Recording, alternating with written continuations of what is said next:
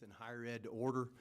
Before we get started on the Education and Youth Committee, we've got a little procedural thing we've got to do. We've not met yet, so we've got to adopt our rules. And before I do that, the committee members that are on Education and Youth, if you would just introduce yourself to the crowd, and we'll go around and do that very quickly. Senator Steele, I'll start with you. Senator Sean Steele, District 48. Senator Shelley Eccles, District 49, Hall County. Senator Sonia Halpern, District 39. Hi, good afternoon. I'm Senator Elena Parent. I represent District 42 in DeKalb County. State Senator Freddie Powell Sims, District 12, Southwest Georgia. And I'm State Senator Clint Dixon. I represent Senate District 45, which covers parts of Gwinnett and Barrow County. And with that, there are no changes to the rules from last year or from last session. If there's any questions, I'd open that up to any of the senators on education and youth if you've got any questions in regards to the rules. If not, I'll entertain a motion to pass. I move we do pass the rules. Do I have a second? All in favor, raise your hand. Any opposed? All right, the rules are adopted.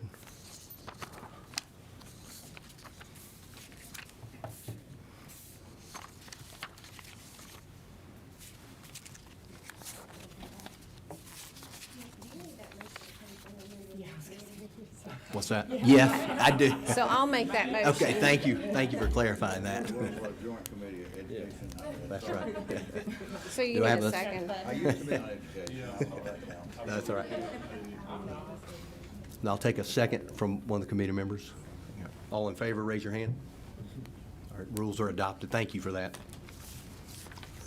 All right, so today, we're not hearing any bills. We're just hearing testimony from a couple of folks, and it's all to do with literacy through K through 12. Our first speaker is Superintendent Richard Woods, and if you would take the podium.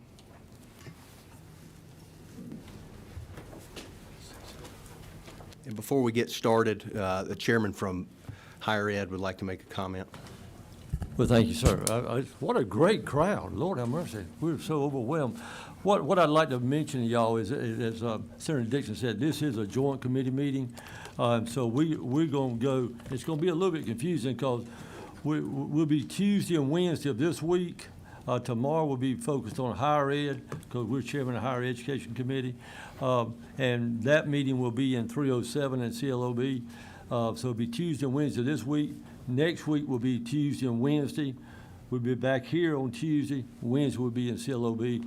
And then we're going to wrap it up on the 15th. And what I've already mentioned to several of the senators, the 15th is for the senators like Senator Halpern and I was talking this morning. If a senator has a special person they want to bring in to talk about literacy of an agency or a nonprofit, so that's who we're going to hear on the 15th, and then we'll wrap it up and then go from there. But this is an issue that really has came about because our Republican caucus adopted one of the 5 priorities is creating an educated workforce.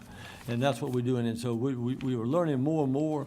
And so the whole purpose, as Senator Dixon said, is a hearing situation. So looking forward to the commissioner present today and then going from there. Thank you, sir. Thank you, Mr. Chairman. Superintendent Woods.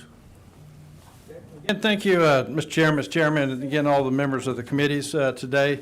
It's a pleasure to be with you and to talk about an issue that has always been very dear to my heart, talking about literacy and knowing the impact of a strong literacy program and outcomes and what that means to, our future for education. Trying to look at, what we're doing currently to give you a background with that. I think trying to put some things in context. Definitely the pandemic, kind of interrupted a lot of things that we were doing on. I think we were in a good trajectory as we look at that. Things were moving in a positive way.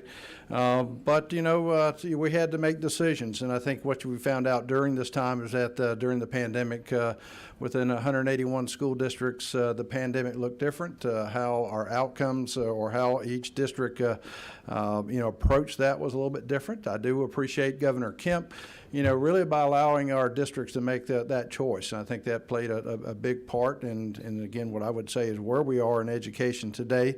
But again, not using the pandemic as an excuse. It is what it is. We are where we are. And, and I think trying to say that, what are we doing to move forward, to constantly improve.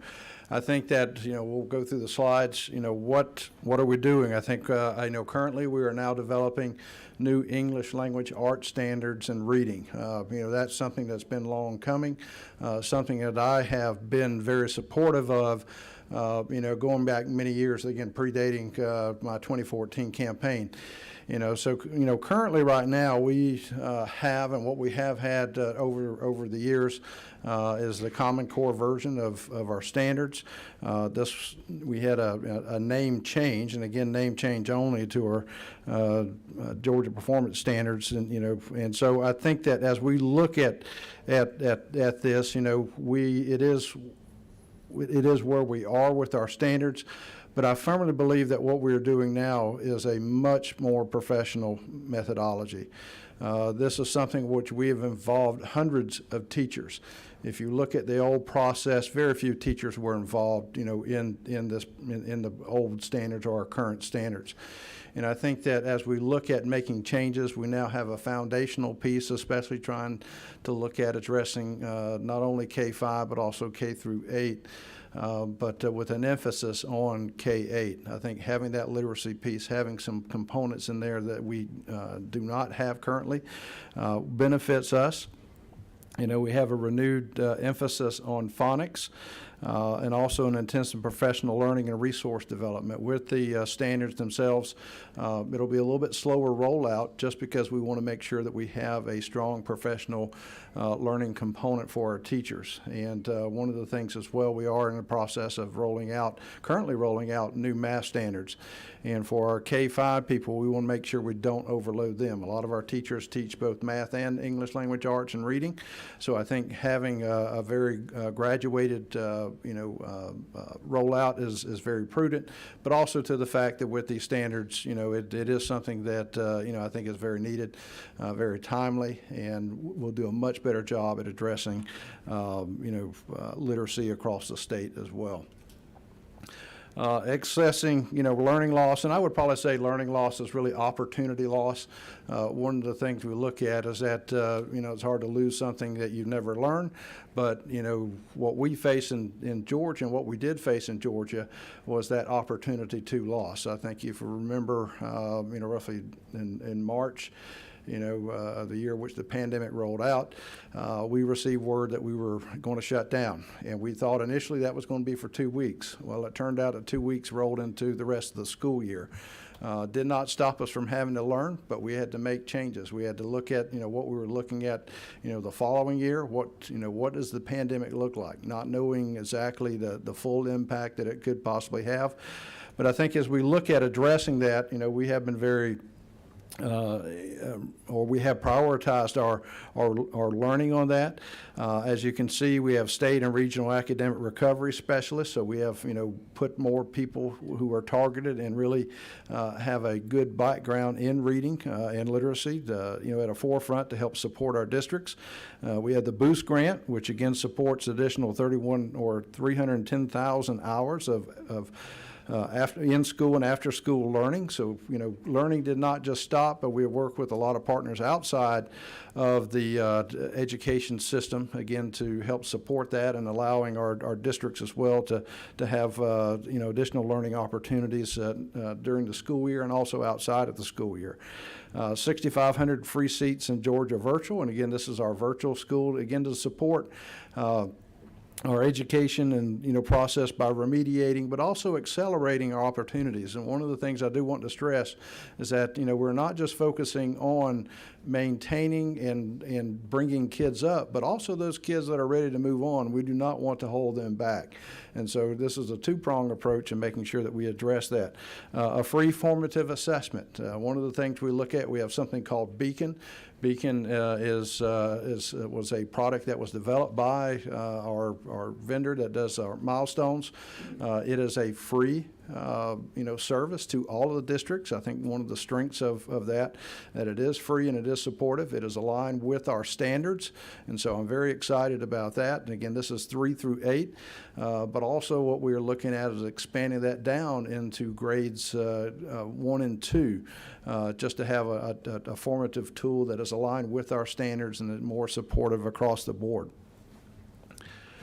Looking at research-based and rural response, providing science-based literacy training for teachers in rural districts and low-performing districts. So our school improvement division with our rural education team that is out there, our school support individuals, again, we were trying to make sure that, those schools that need this or need a higher priority, that we are reaching out to them across the board to give them additional professional learning, also providing academic coaches for 50,000, at-risk rural students. One of the things you find out is that across the state, and again, many of you represent rural Georgia, a lot of the income and again, the financing there is a little bit at a disadvantage compared to some more wealthier districts. But again, making sure that we are balanced and not leaving anyone out in the school or throughout the state of Georgia in our schools. Providing vision and hearing screening and referrals in Southwest Georgia. One of the things we really have done a prioritization is really focusing on Southwest Georgia, one of our poorest regions of the state, and one that definitely requires a lot of support. As we look at this, again, one of the things trying to make sure that we are reaching out and doing that vision and hearing screening, identifying our children in these areas is extremely important so that we can identify and pick them up very quickly with some of the learning issues they may face. Dyslexia, again, I know this is something that's been very passionate for many individuals within this room, within the General Assembly. We hired a statewide dyslexia coordinator to provide, professional learning and to create and vet resources and support statewide dyslexia efforts. The board has been very active. The State Board of Education has been very active. We continue to be active in that. Dyslexia, again, one of the things you look at is trying to identify these students to support so that we can provide them with greater access to resources to improve their reading and literacy outcomes. And again, updated the state board, to provide an intervention and screener process for the districts and created the dyslexia handbook. So, a very comprehensive program as you look, trying to reach all of our students within the state of Georgia, beginning with our standards and again, identifying areas of support through our various teams within the agency itself. Over the past several years, we have had something called our L4GA grant. This was a federal grant. A grant that we applied for and received, again, the highest awarding of any state. So, again, I appreciate that. I think Dr. Caitlin Dooley is in here. And, again, so, our former team lead over curriculum and instruction. As we look at the grant itself, I think one of the things we find out is that with any federal grant, it does come with restrictions. It does come with limitations. And, I think working within that framework, we try to move this and to put things in place to support districts as much as we possibly could. With the awardees, I think you look at, we had to prioritize poverty level of community, of the community, students reading below grade level, and, struggling schools. So as we look at this, the framework, built on Get Georgia Reading, the 4 pillars, leveraging community partners. Again, a lot of work that was looked at. We were trying to involve our community members to get them involved in the process. And a lot of things as we look at 66 school districts, 505 schools, and a birth of 5, programs. But a lot of this was learning a lot of information, looking at it, trying to obtain what are best practices so that we could, further enhance what was working. And again, to make sure that we were not spending time in what was not working. Again, this grant does run out in 2024. So again, we're, closing out the last 2 years of the grant itself. As we look at L4GA a little bit more, some of the successes, I think looking at community partnerships, local organizations and nonprofits, RESAs, and teacher prep programs. One of the things you find out, and what we will express, and especially as I close down with this, literacy and reading is not just a Department of Education issue. It is a Georgia issue. It is an issue where we have to make sure that we are working together. And I appreciate, the committees coming together, having an interest in that, exploring what are those opportunities that are out and about. But it is something that I guarantee you that, if we could do it ourselves, we would definitely be working on that. But we know that that birth to 5, that is a critical area, as an area that we do not touch our kids until they reach kindergarten. And again, even with our kids throughout the state, not every child is attending kindergarten. We don't require that, and again, typically will not start in first grade. And I can tell you, as an individual who's been around and been in this, business, I guess, for lack of better words, the earlier we get these kids, the better off we are. Just because you look at the standards, and again, I would even go to the Common Core standards, a lot of what we expected of our kids in first grade was pushed down into kindergarten. And again, we did see that push. And so for any child that is coming to us in first grade, unless they have wonderful home support and family support, they are probably coming to us as disadvantaged. And that does make it a little bit of a challenge in what we have seen. Research and proven instruction. We have screeners, programs, and interventions that we, continue to looking at best practices. Again, a lot of this was, again, trying to find out what are the best practices out there, what will have meaningful impact on education, but again, looking at it from a little bit broader scope. Increased literacy outcomes, again, serving students in poverty, I think from grades 3 through 5th, again, 62%, and grades 6 through 8, 58%. One of the things we find out, we know poverty, I would say, is one of the biggest obstacles we have as a state. It does present challenges. Again, not an excuse, but I think it does have an impact on, our ability to reach kids, and we have to have more service at the early grades, as we look at trying to deal with poverty. Again, in spite of that, what we did find out is that those students that did operate within the L4GA, schools or our grant area, did actually perform better than non-L4GA schools. Again, meaning nearly 9,000 students, more were reading above, grade level. So I think that, right now we're taking this information, again, looking at a more comprehensive approach, especially as we come out of the pandemic. And so we look forward to that. I think, we have a lot of great things going on. Some of the changes we are initiating, I think, will prove, provide us with some great benefit down there. But at this time, I want to turn it over to my Chief of Staff, Matt Jones, and he'll kind of go over the data, then I'll come back and close us out.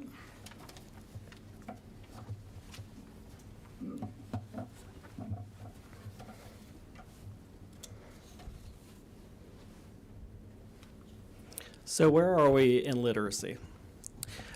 First, just providing a little historical context. Prior to 2015, we had an assessment. These are both state assessments.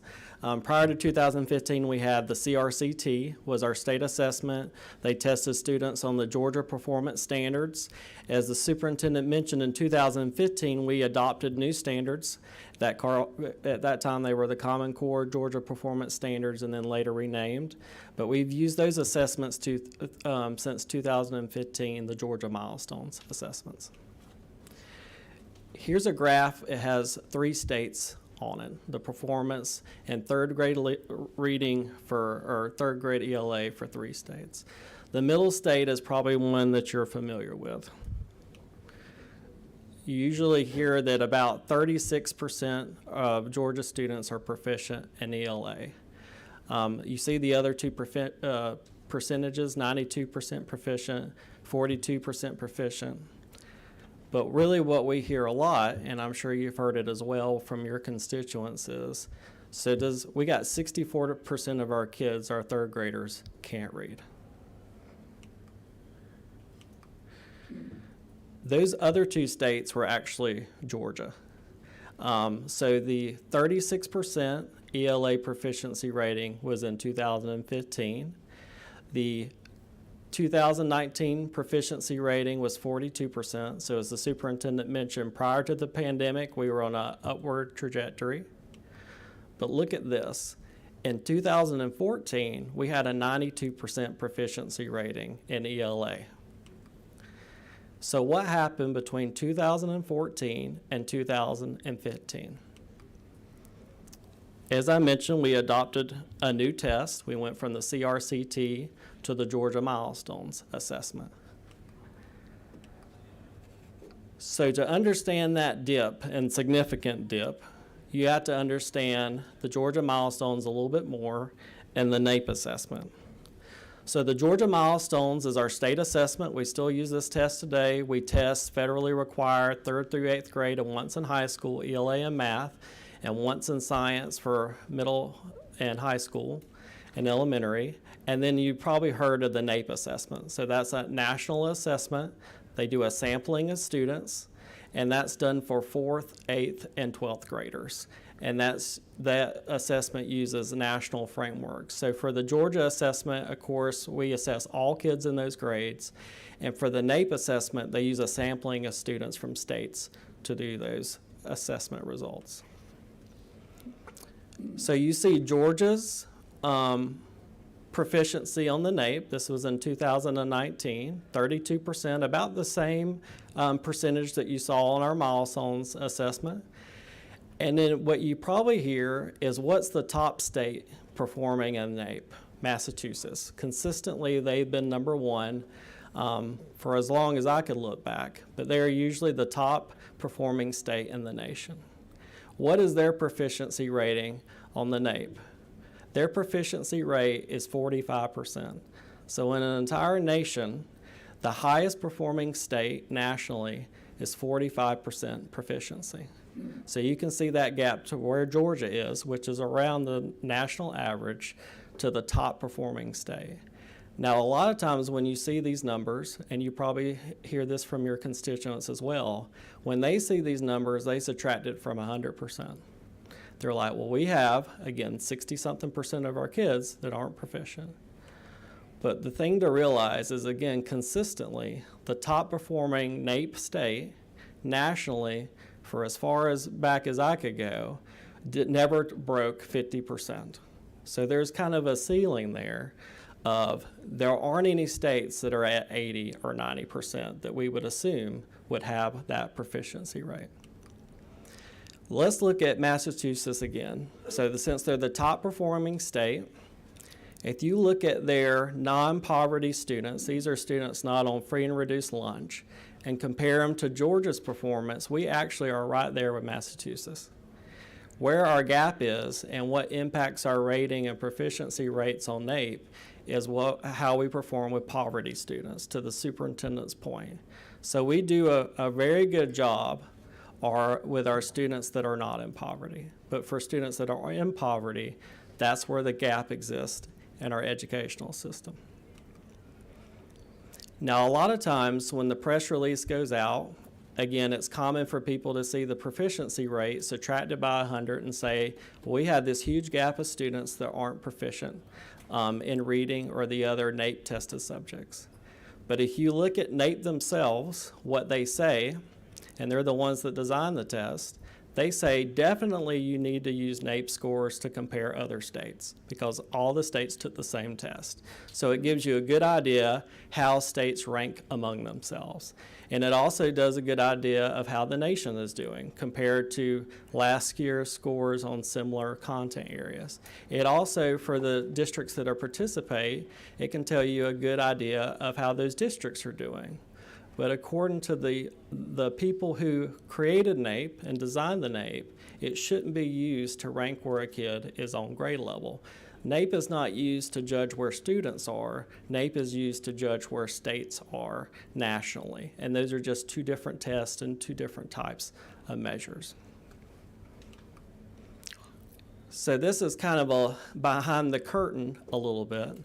But what you notice is, again, when I showed you the milestones assessment, it was around 30% proficiency. I showed you the NAEP, how Georgia does on the reading with NAEP, it was around 30%. So in 2015, what caused that dip was not necessarily a change in student performance. It's how we aligned the cut scores, how students did on the milestones. We wanted it to align to how they did on NAEP. So we made sure when we gave the milestones the first year, we adjusted that cut for proficiency until we got about 30-something% of kids that were succeeding. I love Georgia football, but I won't say I'm a football expert. But what I will say to understand cut scores is it would be like we say a touchdown is at the end zone, right? That's what we count as a touchdown. Well, how about if we moved what we count a touchdown as to the edge of the end zone? We took the same players and we said for it to count as a touchdown, they had to make it to the edge of the end zone. How about if we moved the bar to the 30-yard line? It would be easier to score touchdowns. But how about if we took the team and said you have to go all the way in the parking lot with the ball to score a touchdown? So wherever we move that line, we can adjust what proficiency is. It doesn't matter how the team performs, it's what we count as a touchdown and what we don't count as a touchdown. It's what we count as proficiency and what we don't count as proficiency. And again, in 2015, the goal was to line up student performance with NAEP performance, and that's why those two numbers look so similar. So what literacy measure do we use in Georgia? We use the Lexile measurement. We use that on CRCT. We continued that with Georgia milestones. What is the Lexile score? It's used by 20 states on their assessments. It's a national reading metric. For those other states, they create their own literacy metric. And as I pointed out with the football analogy, is you can move that wherever you want. But with this measurement, there's some national kind of lines that are drawn to show where kids need to be and what grade level looks like. Grade levels are stretch bands, so there's a band that students need to be in to be on grade level. As long as they're in that band, they're on grade level. In Georgia, if they're anywhere in that band from the beginning to the high or above, we count that as grade level or beyond. And again, we've used this through CRCT and Georgia milestones. That's been the consistent literacy indicator.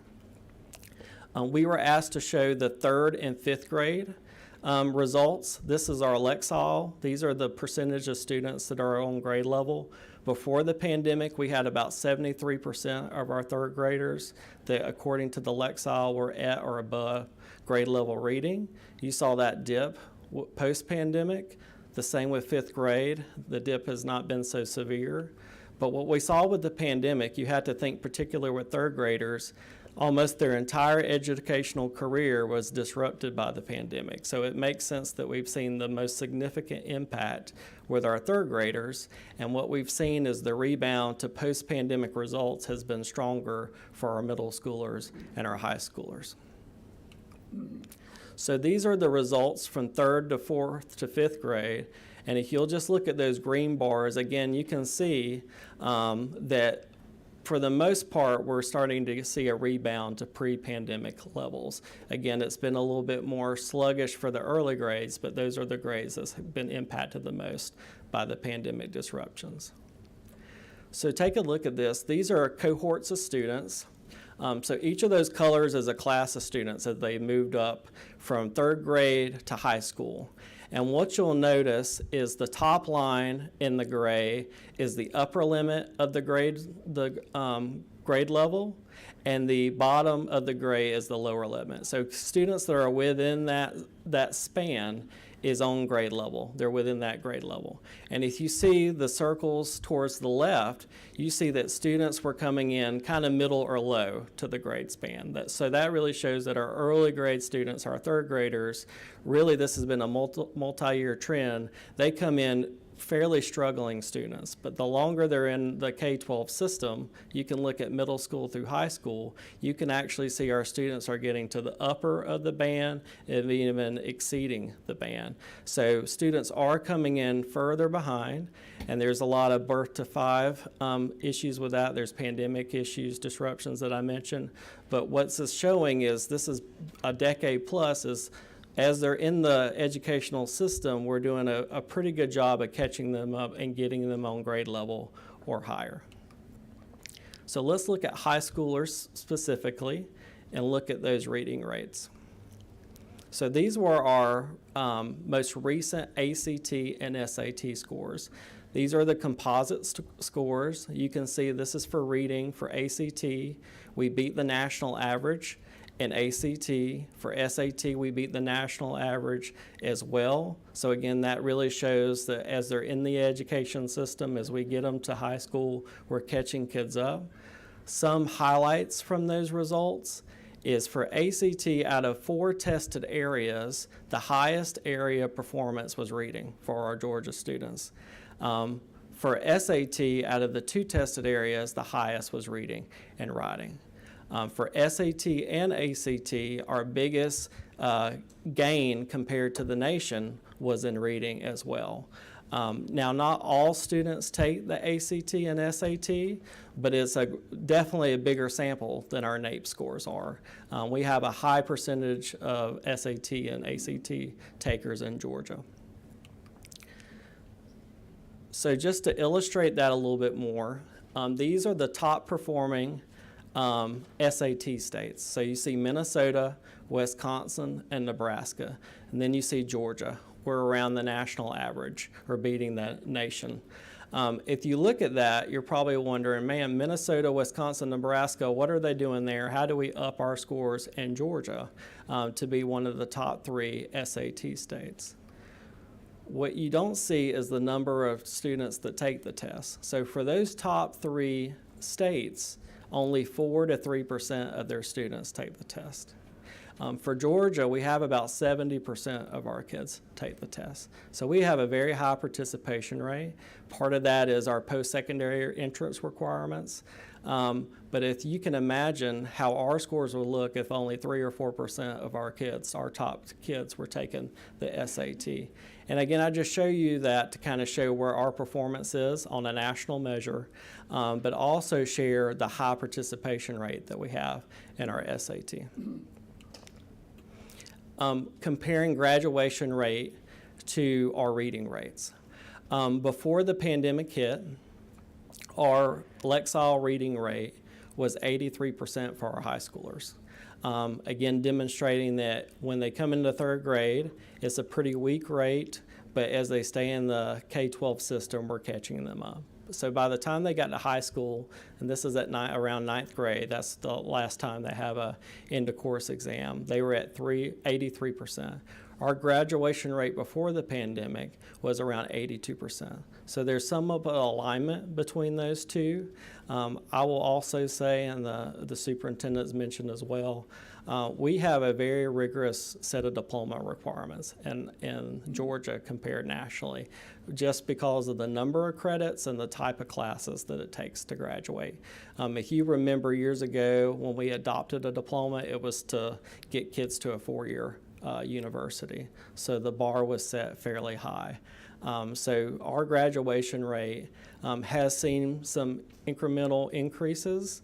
We haven't seen huge jumps because it is a pretty hard bar to reach to get a diploma in Georgia. But I did want to share that comparison between our graduation rate before the pandemic and our reading rate prior to the pandemic. And I'll hand it back to the superintendent to talk about next steps and recommendations.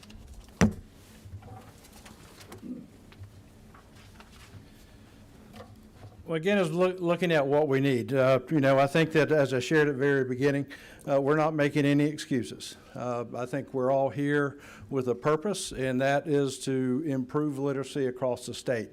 I think you'll find out that, yes, can we improve? Should we improve? Yes.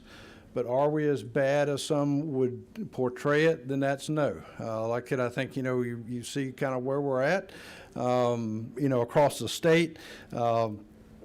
Things are beginning to rebound. This is, as I travel out and about, this is, really the first year I can say is kind of a back to normal school year as I've traveled throughout the state.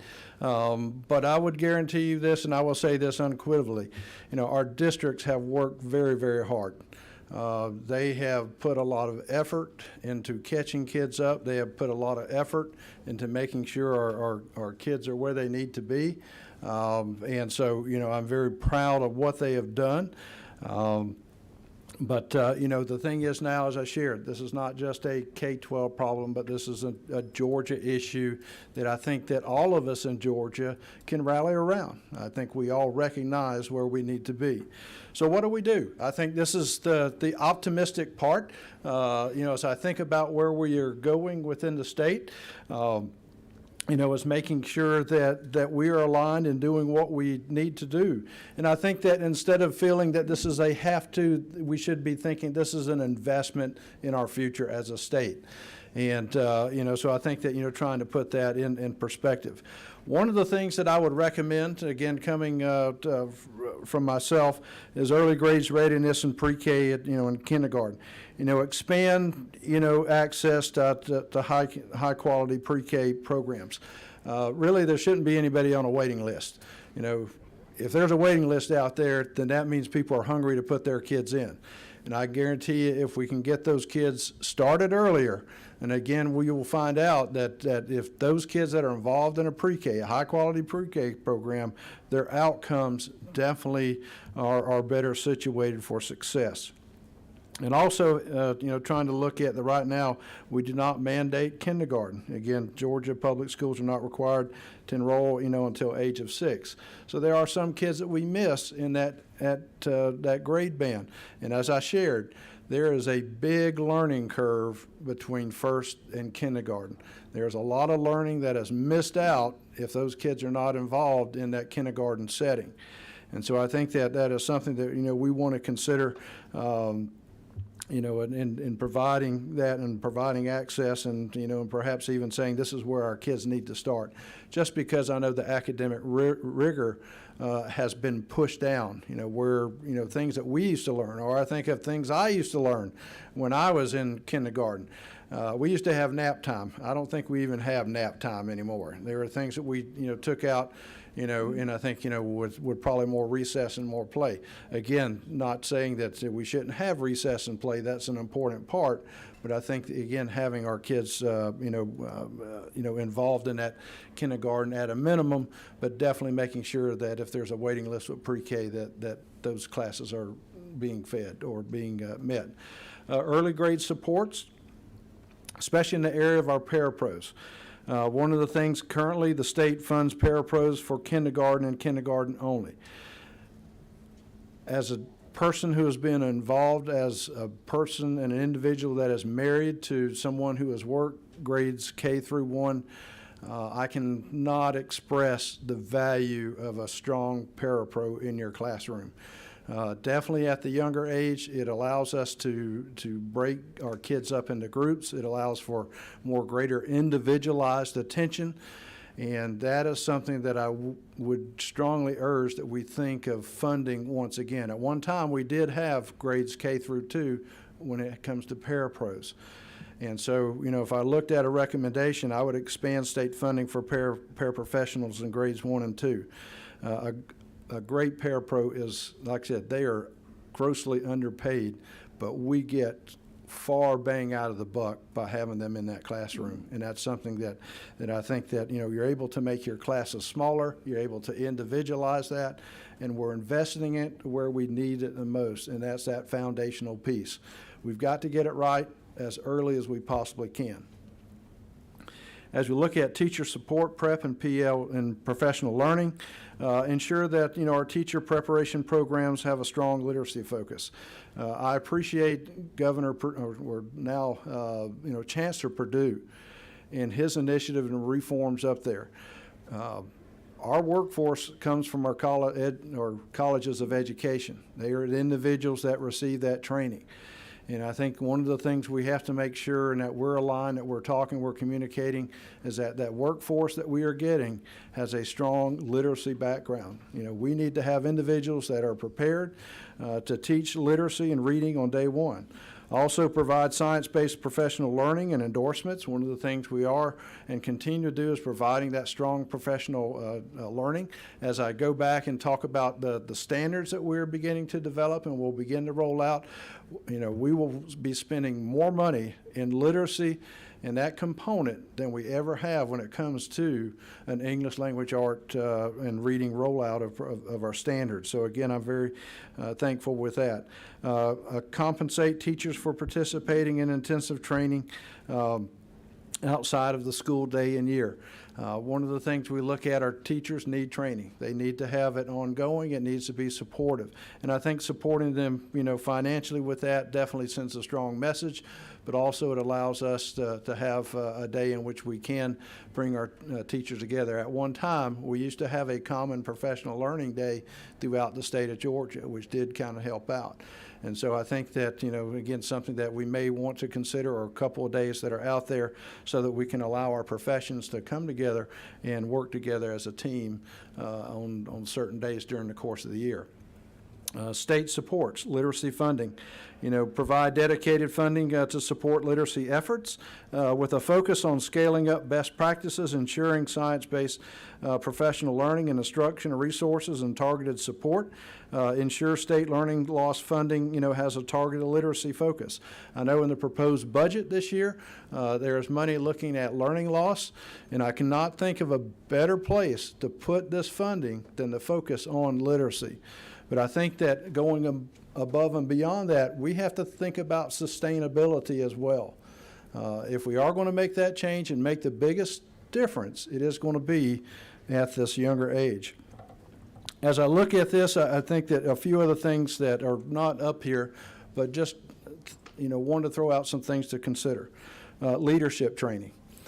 To be honest, I'm a big proponent of leadership. If John Maxwell, I think one of his famous sayings that everything rises and falls on leadership.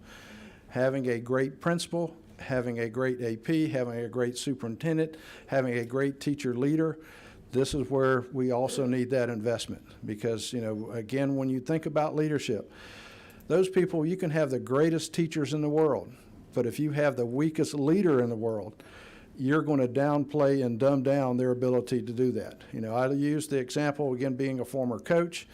I can be Coach Woods. Everybody on my team is LeBron James or Michael Jordan.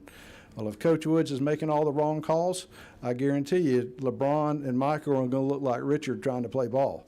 That's how important leadership is. Also thinking, we are in the current process of teacher and leader evaluation, are thinking about how do we evaluate our individuals. One of the things that we are moving and working towards is using a coaching model. I think for years our evaluation system was one that put every single teacher in the same box. A first-year teacher is far different than someone that has 10, 20, 30 years of experience.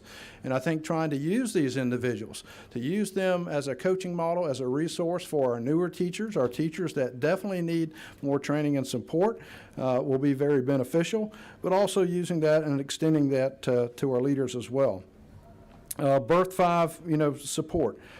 One of the things, as I shared, during the earlier part of the presentation, reaching our families, reaching our individuals prior to the time they get into class or into our pre-K program and definitely into the K-12 program, we have to have something, that's more intentional. I think we have to have individuals that are supporting and come in contact with our parents early on, our pediatricians, our dentists, social workers, any individual that has that ability to touch a parent, just to show them this is what you need to do. I mean, just sitting down and reading a few minutes or, maybe 30 minutes a night, or again, as my wife said, if we could just get 10 minutes a night to increase that vocabulary, to increase that word knowledge will help out. And I think providing that, but that's where we need to make sure that we are aligned with those individuals. Again, we do not see these kids until kindergarten. And so you've got to imagine there is a whole gap of time. And we know how important that is. My mother constantly read to me.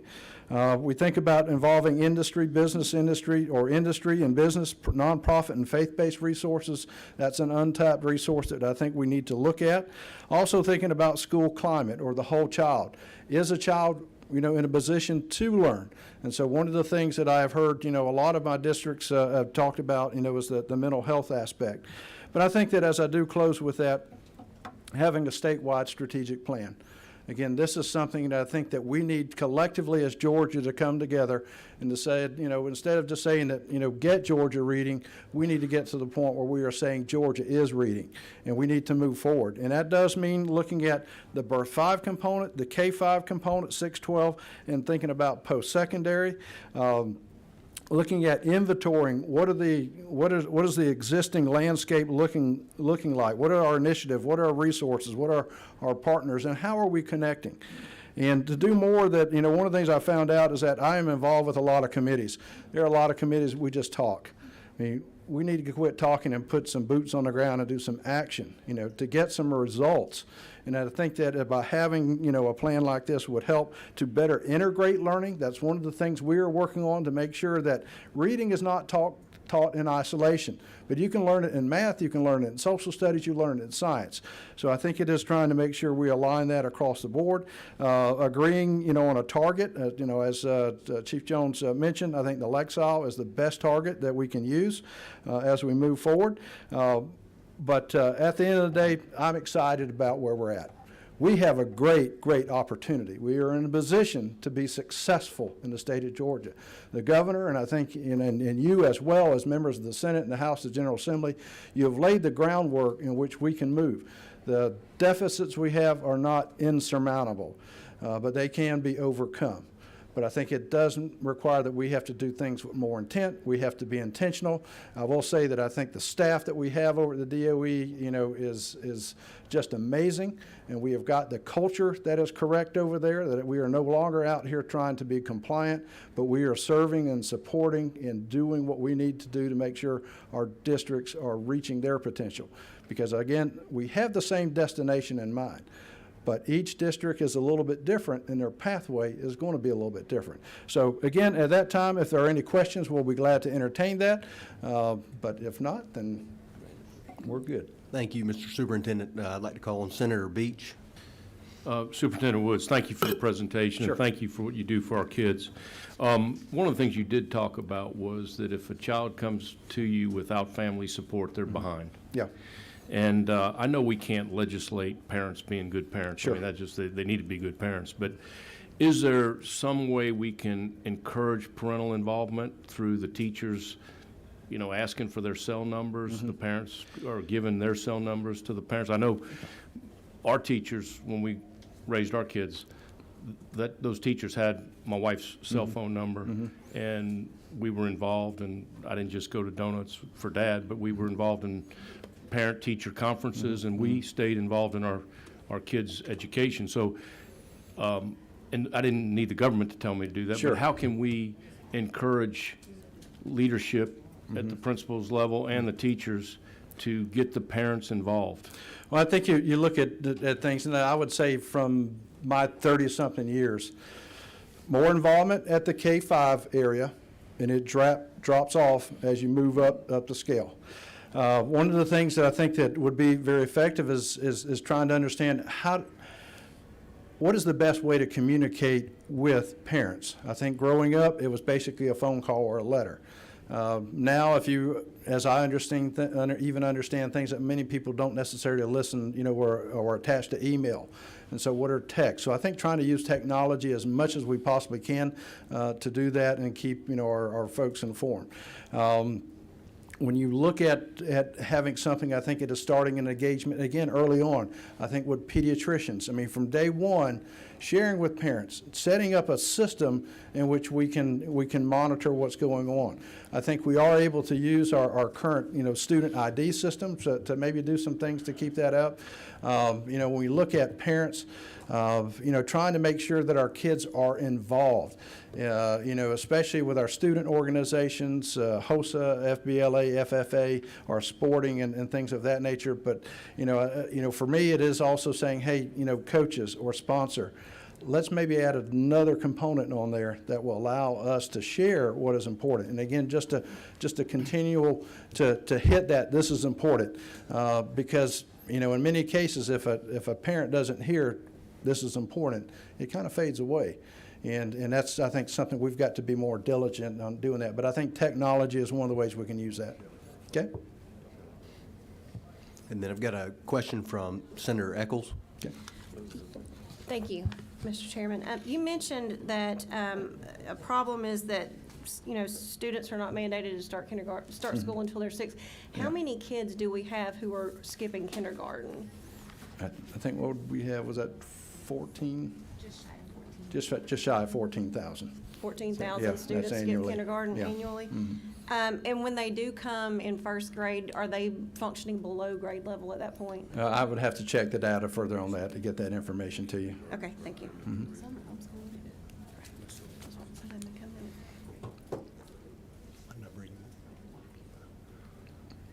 Senator Parent? Thank you, Mr. Chairman. Thank you so much for being with us, Superintendent Woods, Sure. and all of your hard work. I noticed several times in your presentation, you talk about science-based literacy training, as well as early on structured literacy and a renewed emphasis on phonics. Can you say a little bit more about what you mean by science-based literacy training and structured literacy? Well, I think as we look at both structured literacy and science-based literacy, is using the latest research and data that's out there, to make sure that it is proven to be effective, that it is something that can be transferred to our teachers, looking at more intentional training across the board. I think that, again, as I mentioned, one of the areas I think we definitely need some help and support from higher ed is on that literacy training itself. And to, as we look at teacher prep, but also as we begin to think about that, it does have to align with, best practices, but also be something that we're seeing giving an overall perspective. Again, looking at the NAEP, to say that you look at the NAEP and most people have that assumption that it's a 100-point scale, but yet we know that, using those numbers is probably not the best place to start when we look at reading. Phonics, again, I think as we look at that, in our new standards, we pay attention to what is now, I guess, being called the science of reading. So again, looking at what are, those points and data points that we know are proven to be effective, again, that whether it's past or something that is recent, to make sure that we align our instructional practices. Mr. Chairman, can I just mention, we may be short on time now, but I think it would be great to have the committee be educated a little bit on a little more detail on what are these data points and Yeah. what is the research showing? Because we're getting like the term without kind of the underlying. Yeah, yeah, data. we can definitely, if you want us to come back or we can provide that information, we'll be glad to do so. Yeah, I'll make a note of that. Thank you for that. Thank you.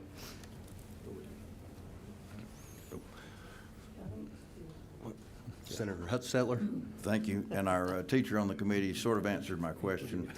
But it was the 14,000, but what percentage of students is that? Again, so, okay, it's roughly close to 10%. 10% yeah. that aren't in kindergarten? Yeah. Do you happen to have the numbers for pre-K? No, sir, we'd have to reach out to Commissioner Jacobs on that. Okay. And then the other thing, if I could, and I'm all for, I believe our problem is at the pre-K, K level, because, I'm proud of the fact that we now have the highest average teacher pay in the South, from Texas to Virginia, and we're raising some more.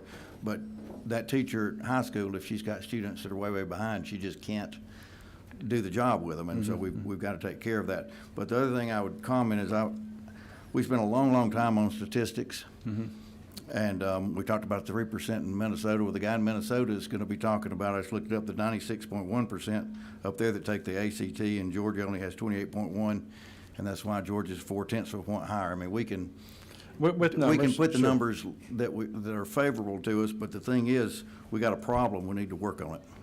Yes, sir.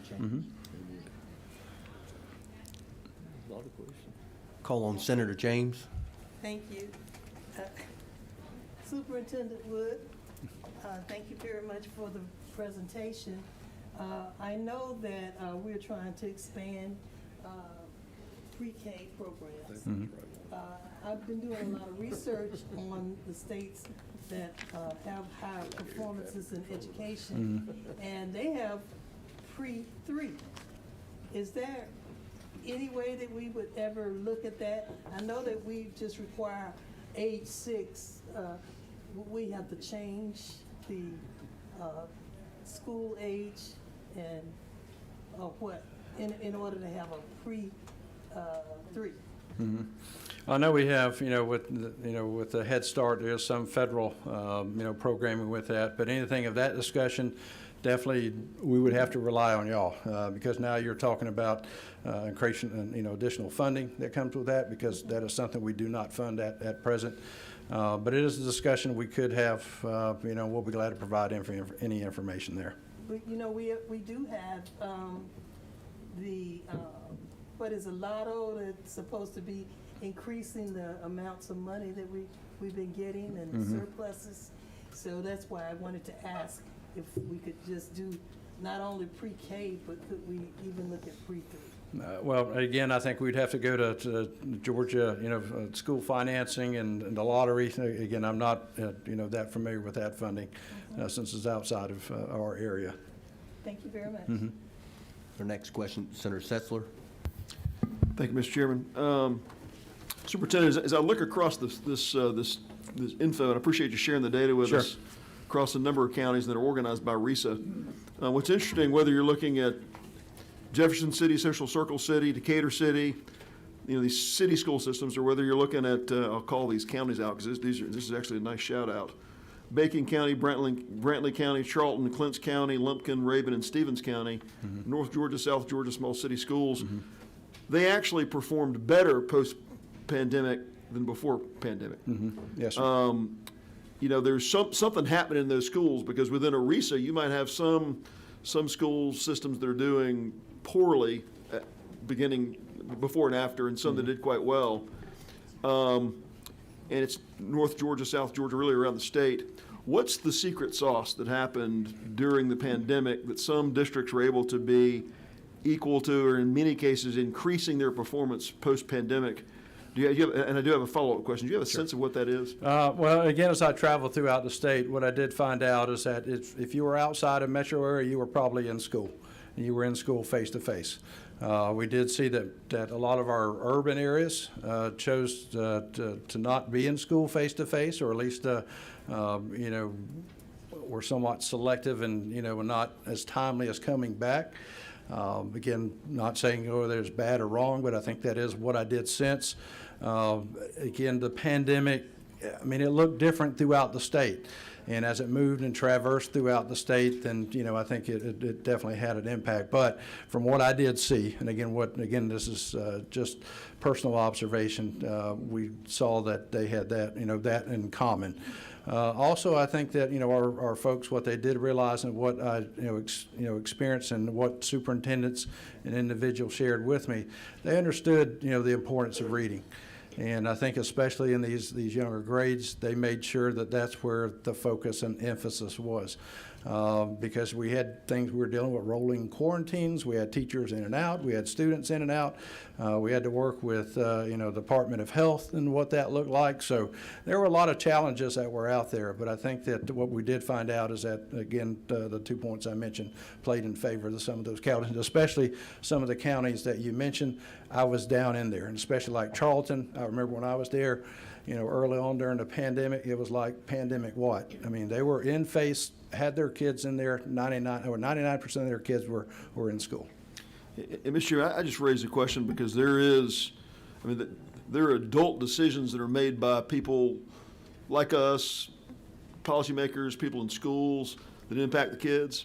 And I think as serious as things were in the pandemic, what concerned me was there seemed to be an undervaluing of what we're delivering to kids every day. I think over time, there's a recognition to get the kids back in school, but I think you see the value of thoughtful decisions and engagement, that it's not an impossibility. Perhaps even by engaging parents through the process, maybe parents are even more engaged, and that plus a delivery mechanism where kids are mostly in school can make a difference. I was surprised to see this. I figured at best places would narrow the gap. There's actually places that improved. I just appreciate the perspective. Okay, thank you. Senator Ort. Thank you, Mr. Chair. Really appreciate your leadership in education in this state and your lifelong dedication to public education. And the comments that you've brought to us, the information today. Thank you. I had a couple of questions.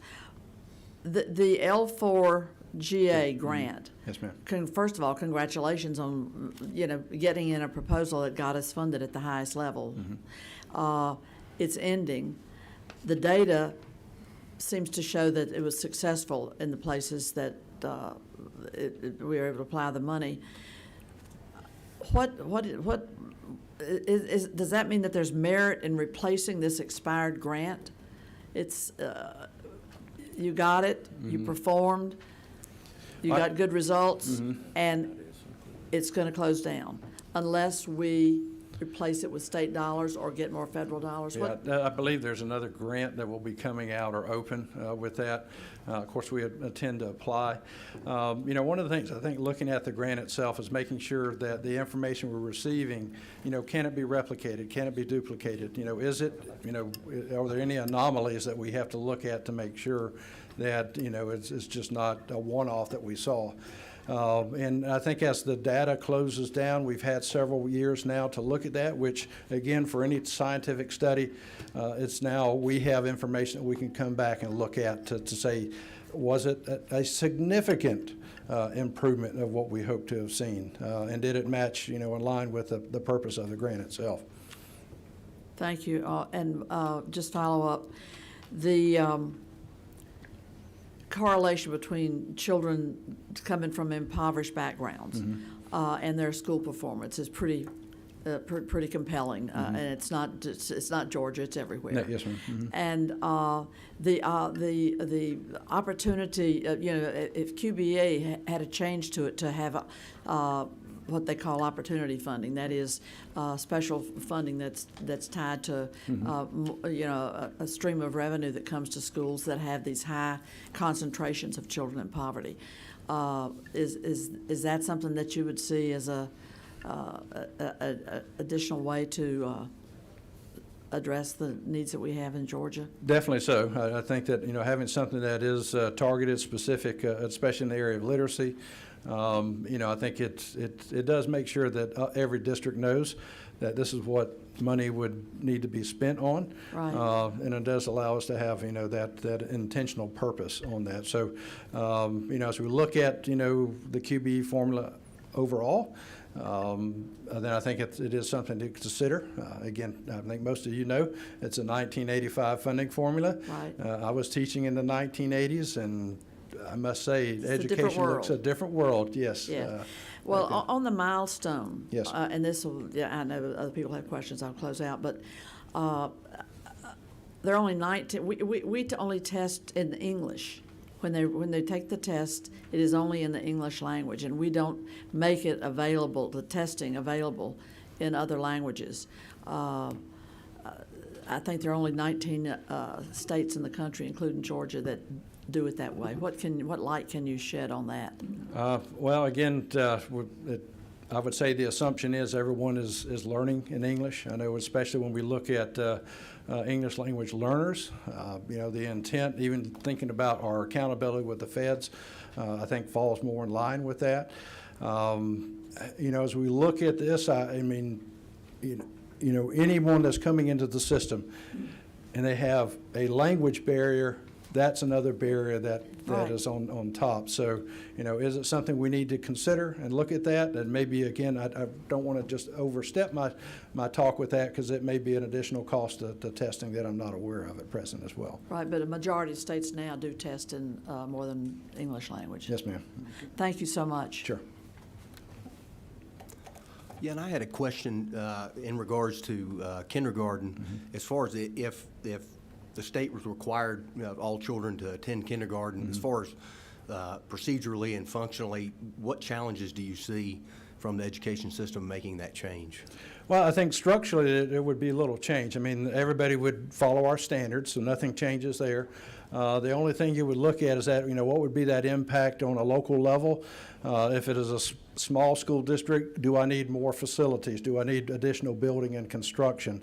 That would probably be one of the biggest changes. If it's looking at transportation, I think transportation, again, is looking at, what impact could that potentially have on a school district. So, over overall, it would just have to know where those numbers are, and I think trying to line them up with the current capabilities of the school district itself. Thank you very much. Chairman Hickman? Yeah, thank you, Mr. Superintendent. A couple of quick questions. I have done a kind of a small surveys, but in Candler County, go back to the pre-K and the K, in Candler County, they told me there was 140 kids that will qualify for pre-K. I said, how many kids do you have in school in the pre-K program? They said 110. I said, where are the other 30 at? They said, at home. I said, why is that?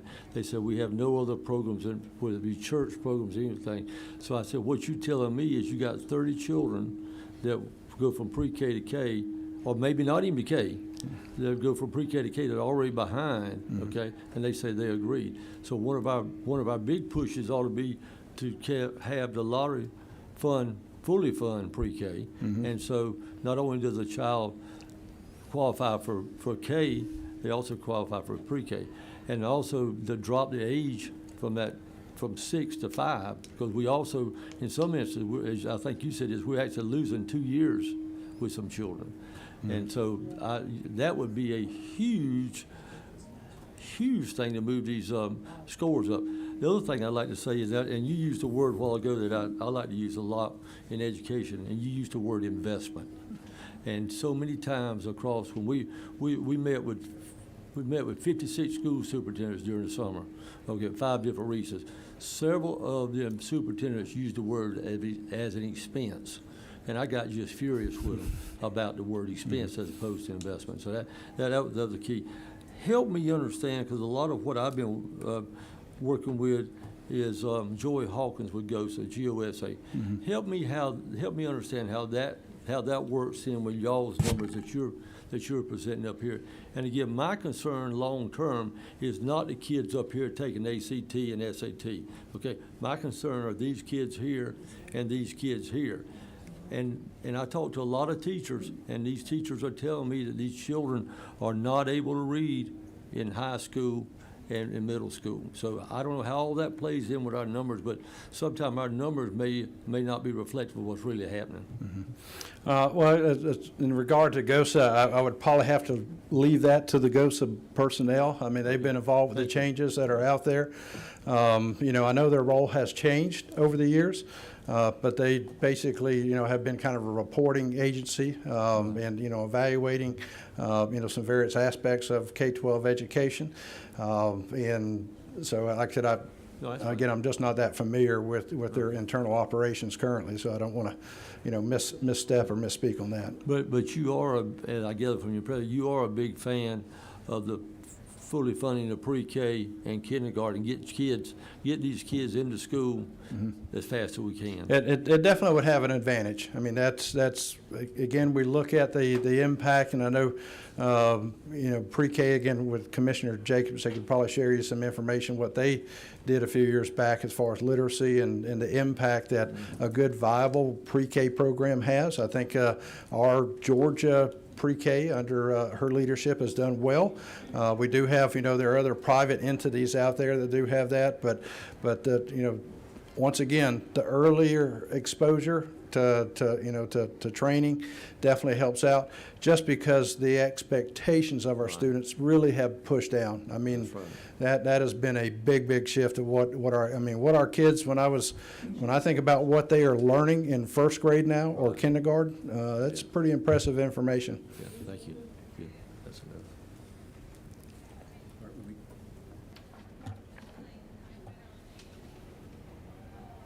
Go ahead, Senator Steele. Thank you, Mr. Chairman. Superintendent, our state average fell 9%, but there are several counties that fell over 50%. What is the 911 4-alarm fire for those counties, and what opportunities are there for those children to learn outside of those clearly desperately failing systems? Well, I think that, again, looking at the numbers, and again, when you look at the districts, if it is a small district, to be honest, it won't take but just a few kids to really radically drop scores. So I'm just trying to make sure that when I look at districts that I know what I'm talking about in that area, not to make an excuse. But I think that as we look at this, I think the score itself should be the alarm. I mean, it should be there. One of the things we look at is that we do have especially if it's a rural district, we now have in place our rural education innovation team that is out there. So we are specifically working on addressing that. Expanding our, the ESSER money that is out there, allowing our districts to say learning does not necessarily have to take place in school, but it can be before, it can be after, it can be the summer. So allowing them to expand those learning opportunities is extremely important. Looking at, again, what best practices are as we look at that. Our school improvement team, led by Dr. Stephanie Johnson, one of the things we look at is that any district, and again, one of the things we have found out is that even succeeding districts are calling. So we're able to better reach our students in our schools, especially as we have more individuals that are out there. Again, when you look at the coaching that is taking place. So yes, what we can control, we are doing. Outside of other entities, I think it's extremely important to reach out. As I said, I think faith-based, nonprofit, business and industry, that needs to have a level of engagement with our local districts as well.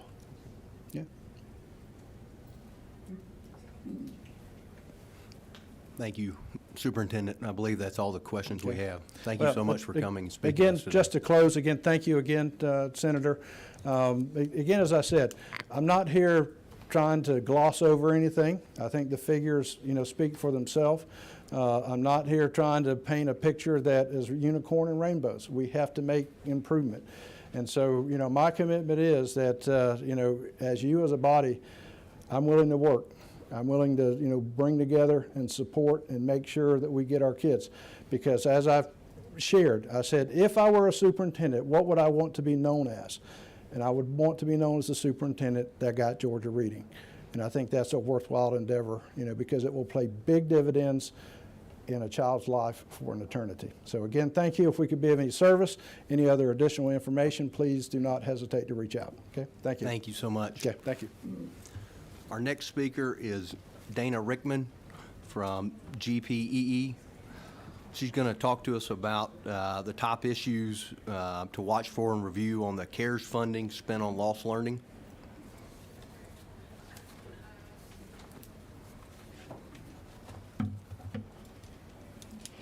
Good afternoon, everyone. And thank you for the time to come and speak with you, and I will be very brief and go through this as quickly as possible. For those of you who don't know me, my name is Dr. Dana Rickman. I'm the president of the Georgia Partnership for Excellence in Education. And for those of you unfamiliar with the partnership, just really briefly, we were formed back in 1992 by a partnership between the Georgia Chamber of Commerce and the Georgia Economic Developers Association. We're a nonpartisan advocacy organization to really dig into workforce economic development and education policy. Back in 1992, those partners from the business community looked around Georgia, and frankly, they felt that Georgia was not, the public education system was not producing a highly qualified workforce from which they could draw their future employees. But they didn't know how to engage, the business community did not know how to engage with the education community to advocate for those changes, and as we were talking about earlier, partnerships. And so we were created to be that voice. And so I always tell that story before we start a discussion to understand that I think we can all agree that there are many, many reasons for a high quality public education system. We come at it through the lens, through workforce development and economic development. We really believe that an investment in public education from early learning all the way through post-secondary completion is an economic development strategy. It's probably the most powerful economic development tool that we have. And so that sort of leads into the discussion. What I'm here asked to talk about today, every year we publish the top 10 issues to watch in Georgia. And this is our 19th edition. We periodically do present it to House and Senate Ed. There, you should have a copy of it in your binders. We also have one-page summaries of each of the 10, which are probably a little easier to digest. I brought with me today Matt Smith, who's our Director of Policy and Research at the Partnership, who was the primary author of this, if you have any questions. One thing I want to start with real briefly, and don't worry, I'm not going to spend a whole lot of time on, we're not going to do 5 minutes on each issue, not at all. But I wanted to set up real briefly, for those of you who are familiar with the top 10, you'll see some changes this year. One, it's shorter, so good job, Matt. Congratulations. That's always been our goal. But, in the previous issue of Top 10, last year's 2022, we tried to offer up a common vision for excellence. We recommended that state policymakers, along with education leaders, business sectors, community leaders, unite behind what we call our North Star goal of 65%. 65% by the next 10 years, 65% of Georgians adults 25 to 64 need to have a post-secondary credential of value. Our economic development, our economic prosperity really depends on it. And so you heard Superintendent Woods talking earlier about a strategic state plan. And so we believe that we've sort of designed this top 10 issue around a state plan for the next 10 years of what we need to be doing to get us to that goal. And we think that North Star goal is something we can all unite behind. And certainly literacy is the foundation of that. And so you'll notice just slight differences in the 10 this year, where it's organized this framework around 3 primary sections. Investing in big bets, which are large-scale initiatives that reconfigure state system structures and investments to make them more responsive to individual community and workforce needs. The second section is really looking at investing in school and community leaders. So practical and ground level solutions that state systems and policies themselves cannot adequately address. There's really a lot going on that we can do that's happening in the communities, in the districts across the region. And finally, the third section is investing in spreading and scaling these local solutions, really spotlighting effective local practices and the role of state leaders can play in aiding the spread and scale of these things. And so very briefly, these are the 10 issues. In the first issue, I mentioned this state plan, this strategic framework. It's called EdQuest Georgia, and it's a 10-year plan with this ambitious goal of 65% of adults having a post-secondary credential of value, might I add, by 2033. Throughout this past year of 2022, we worked with a coalition of state agency and nonprofit leaders called EdQuest Georgia Coalition to update the EdQuest Georgia plan that was released in 2017. That was a framework for education reform in Georgia. And what it does is it really identifies opportunities for leaders at all levels, because this is something that's going to take state, regional, local, to really rebuild systems and redesign strategies across 7 core policy areas: foundations for learning, quality teaching, quality leadership, supportive learning environments, advanced instructional systems, clear pathways to post-secondary success, and adequate and equitable funding. We were talking earlier about the importance of literacy, but it takes more than just teaching a child to read. You have to think about the community that the child lives in, the family environment, the work opportunities, the post-secondary opportunities around teaching and learning, that it really is a holistic system, and just looking at one piece of it, you're going to miss a lot of impacts. And so what we've tried to do with the top 10 is really highlight specific issues, but really explain how it all kind of fits together. And so very briefly, apparently I'm done. There we go. The first 3, 2 through 4 fall into that first bucket of big bets. Issue 2, early childhood supports, really looks at recommending a comprehensive early childhood development plan that really unifies the services that we offer as a state and supports across education, health, family, and community service sectors for those kinds of supports and pathways that will make sure a child's ready to learn when they enter kindergarten, reading on grade level by 3rd grade. Issue 3, post-secondary readiness.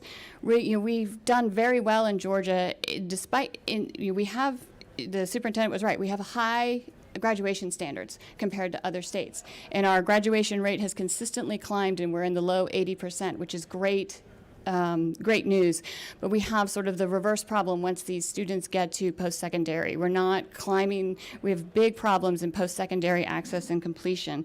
And so this issue really looks at what can we do within the K-12 system to help shore up those gaps. And a lot of it has to do with creating milestones of readiness aligned to our standards, individualized instruction, but the main thing around here is the role of the counselor. I know people have talked a lot about counseling, but that has now the role of the counselor used to be the guidance counselor to guide people into post-secondary choices, but more and more the counselor is also a mental health counselor. These are really two separate jobs, and we need to think about them differently and fund them differently.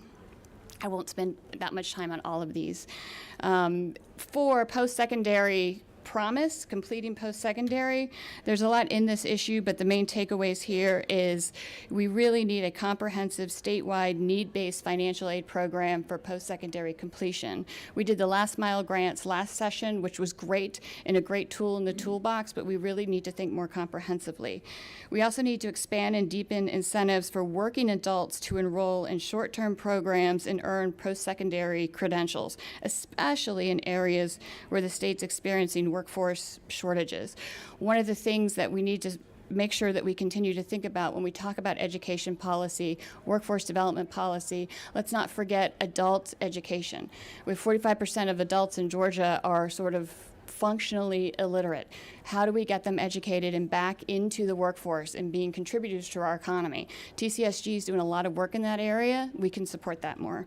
And finally, in this area, state leaders should really enhance our articulation agreements in general. Articulation agreements need to be streamlined even further than they are, but also thinking about how do we do credential awards for post-secondary credit or alternative credential and non-sort of traditional experiences across K-12, post-secondary, and workforce domains.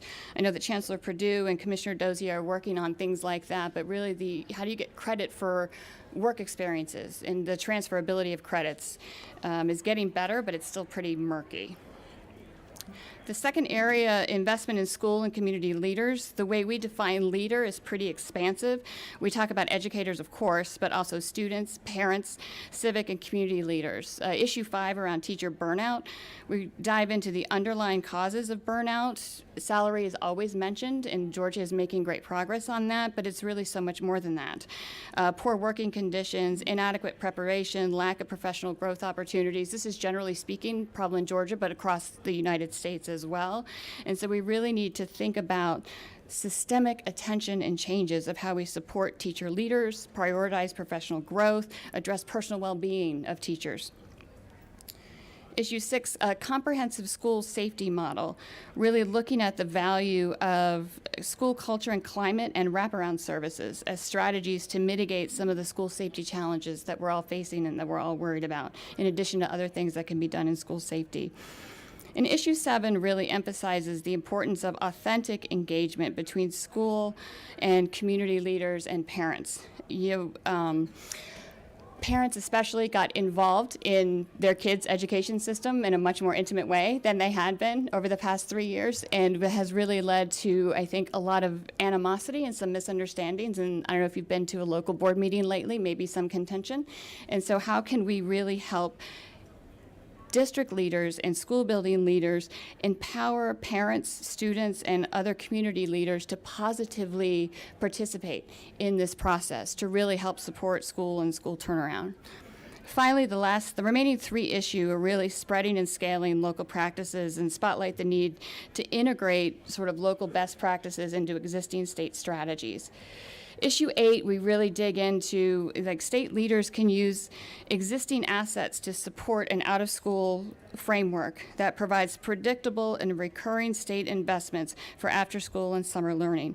Currently, through the Boost Grant Initiative, which is part of the ESSER funding that's being administered by GSAN, the Georgia Statewide After-School Network, they're building out this framework of continuity and supports for after-school and out-of-school time. We need to figure out how to sustain that and support that in the long term. Issue 9, we talk about lessons from local communities that develop cross-sector solutions to our most vexing challenges. We focus on 2 community-centered approaches where state systems and structures can support local leaders. One of the more powerful one is the multi-generational strategy, or 2-gen approach. You may have heard it called. DECAL and TCSG are working a lot in this area and demonstrating a lot of positive outcomes. And also there are some regions and communities in the state looking at joint economic, education, and workforce development initiatives where they really align their education K-12 pathways to their local regional economic development. And finally, number 10, We need to focus on state funding and accountability structures. Principally, how do we reform these two systems that can generate the change we want to see and need to see by 2023, our North Star goal?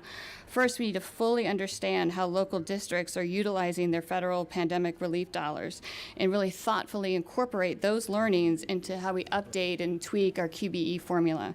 Sustainability is making everybody anxious, to say the least.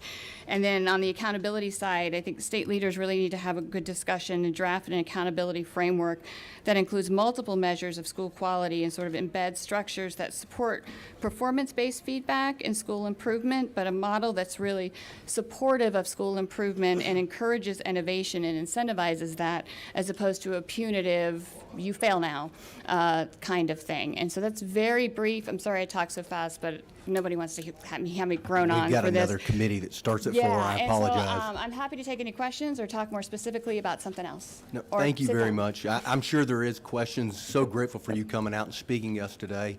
We will have 3 more of these meetings. Our next one will be tomorrow across the street in the Coverdale Building in 307 at 2 o'clock. We'll have 2 more meetings, 1 more here, same time, same place next week, and then probably back across the street next Wednesday. But I would like to say I'm grateful for everyone coming out. I'm grateful for the questions from both committees. If Billy and I are Chairman Hickman and I, as we move forward, of course, we're going to have to hear legislation, but if this conversation, it is one of our Senate priorities. I've heard that it's a House priority. It's definitely the governor's priority around literacy. So if we need to, if we need to expand this conversation at the beginning of our meetings, I'll set aside 15 minutes to have more testimony and questions to follow up because we want to cover this topic very well. But thank you all so much for coming out today. We are adjourned. Great question. A lot of interest in it. Yeah, very good.